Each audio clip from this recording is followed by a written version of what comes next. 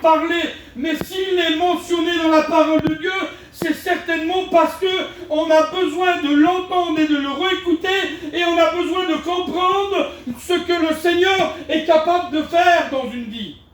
La parole de Dieu, elle dit qu'il y a un jour, Jésus est là, il marche, et avec la foule, il est là, avec les disciples, il est là, et il marche, et au bord du chemin, il y a un homme qui se nomme Bartimée, et qui est là, et qui est aveugle, et qui est mendiant. Il est aveugle, il est dans le noir.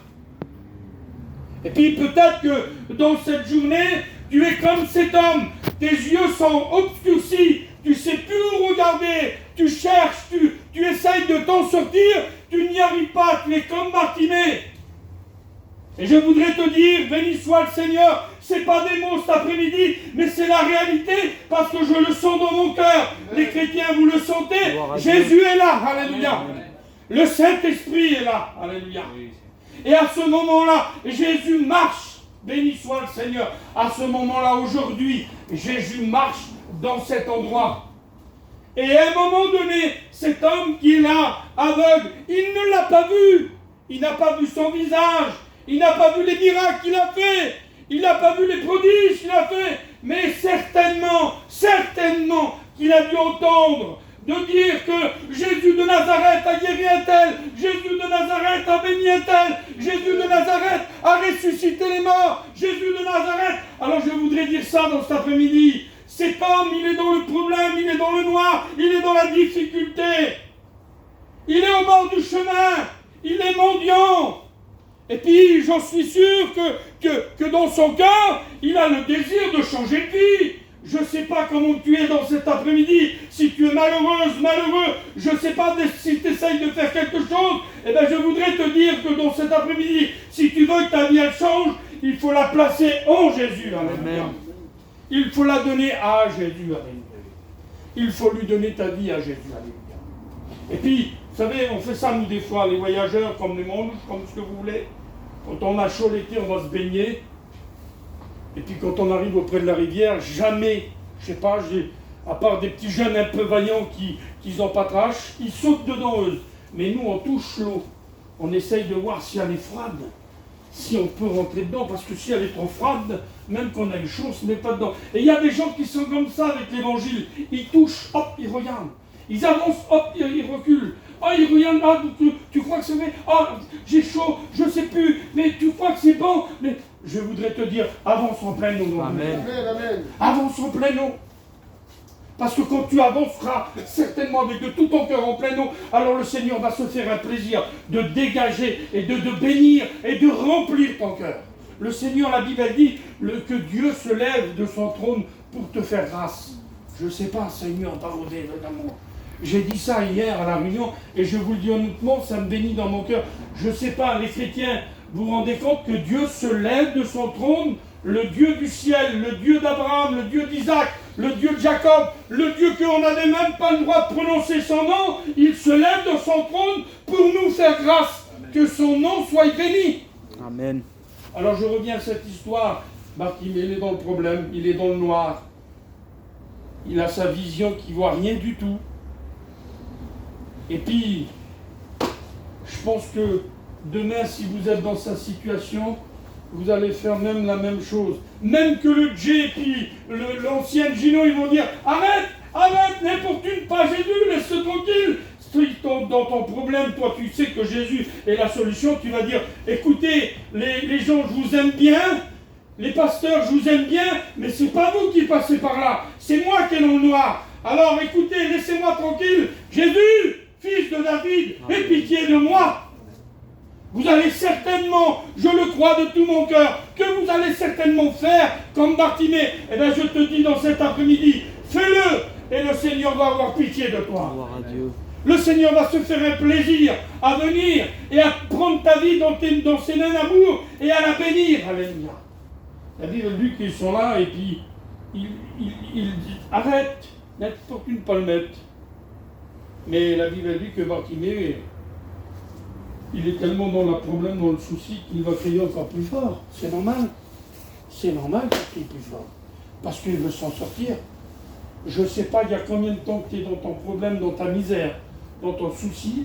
je ne sais pas si tu veux t'en sortir, eh bien je voudrais te dire dans cet après-midi, crie plus fort. Amen. Pas que Jésus n'en écoute pas, hein, parce que la Bible dit que son oreille n'est pas sourde pour entendre, ni son bras court pour bénir. Mais demande-lui de tout ton cœur, et tu vas voir que Dieu va se faire un plaisir pour ta vie. Et puis alors la Bible dit que Jésus va dire apportez-le-moi. Et puis écoutez, je vais vous attirer 2 minutes, je ne voudrais pas être trop long, mais je vais attirer votre attention là-dessus. Et puis d'un seul coup, Bartimée vient devant Jésus. Jésus va lui dire, il te pose la question dans cet après-midi, que veux-tu que je te fasse? Que veux-tu que le Seigneur te fasse? Tu voudrais que le Seigneur change ton cœur? Tu voudrais que le Seigneur change ta vie? Eh bien si tu le veux, le Seigneur va pouvoir le faire. Gloire à Dieu. Le Seigneur va pouvoir bénir ta vie. Amen. Alors Bartimée va dire, que veux-tu que je te fasse? Seigneur, Seigneur, je ne voudrais pas vous faire rigoler. Et je ne sais pas si vous avez dans votre cœur une peine ou un chagrin ou quelque chose qui détruit votre cœur. Vous n'allez certainement pas lui demander une nouvelle campagne. Hein. Vous n'allez certainement pas lui demander un beau terrain. Vous n'allez certainement pas lui demander, je ne sais pas, quelque chose pour les autres. C'est vous qui avez un grand besoin dans votre cœur. Vous allez certainement lui dire, comme Bartimée, Seigneur, que je recouvre la vue. Seigneur, que tu puisses bénir mon cœur. Seigneur, que tu puisses changer mon cœur. Seigneur, que tu puisses transformer mon cœur. Seigneur, que tu puisses enlever cette haine, cette rancœur dans mon... Seigneur, que tu puisses faire le nettoyage dans mon cœur. Et je vais vous le dire devant Dieu que c'est vrai. Sinon, j'arrête de prêcher la Bible. Si vous êtes sincère de tout votre cœur, alors Jésus va se faire un plaisir, alléluia, de venir transformer votre cœur. Et la Bible dit qu'à ce moment-là, les yeux de Bartimée vont s'ouvrir. Rappelez-vous que ce que je vous ai dit tout à l'heure. Autrefois vous étiez ténèbres, maintenant vous êtes en lumière. Jésus va dire, je suis la lumière du monde, celui qui me suit ne marchera plus dans les ténèbres. À ce moment-là, les yeux de Bartimée s'ouvrent. À ce moment-là, le regard de Bartimée s'ouvre. Et je bénis le Seigneur parce que devant lui, devant Bartimée, il y a la lumière du monde qui s'appelle Jésus. Alléluia. Et la lumière du monde, elle est au milieu de nous dans cet après-midi. Et le Seigneur, si tu lui demandes qu'il t'ouvre les yeux, alors il va t'ouvrir les yeux, mais tu vas aussi voir la lumière du monde. Alors tu ne vas pas être ébloui, parce que des fois on a des lumières qui éblouissent. Des fois il y a des phares, on ne peut pas les regarder parce que ça nous fait mal aux yeux. On ne peut pas les regarder parce qu'on est gêné.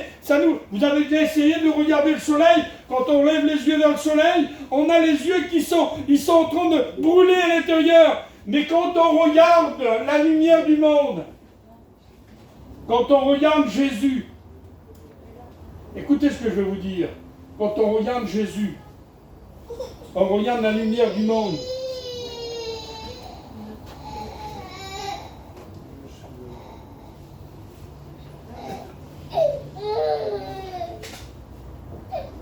Et la lumière du monde qui s'appelle Jésus, elle est pleine d'amour.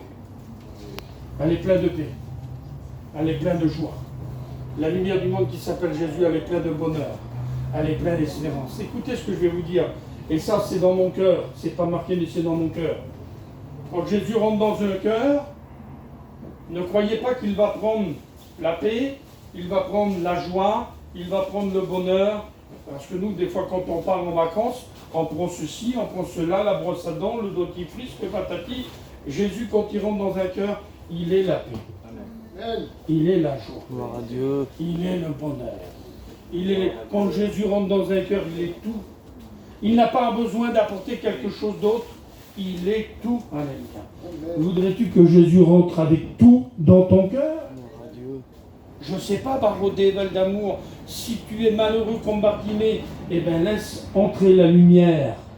Et il y a quelque chose de merveilleux que je voudrais terminer maintenant. Ça se trouve dans l'évangile de Matthieu, chapitre 5. Je termine, je l'ouvre et je le lis avec vous. Auparavant, nous étions ténèbres. Il est venu, il a éclairé notre vie. Il a éclairé notre cœur. Il a éclairé notre personnalité. Et puis maintenant, il dit, comme il a dit à la sœur qui a été voir les gens qui avaient besoin, il va dire maintenant, vous êtes les lumières du monde. Quelle beauté, va. Mais ça ne vient pas des hommes. Vous avez vu le J? Le Gino, il a fait signe, il a dit la lumière. Le J s'est levé, il a été là-bas, il a branché la petite prise, la lumière. C'est vrai, hein, c'est comme ça. Mais quand Jésus rentre dans notre cœur, c'est pas de l'électricité, c'est pas quelque chose qui nous fait mal, c'est quelque chose de merveilleux. C'est quelque chose de glorieux. Je ne sais pas, les chrétiens, vous êtes avec moi dans cet après-midi. Quand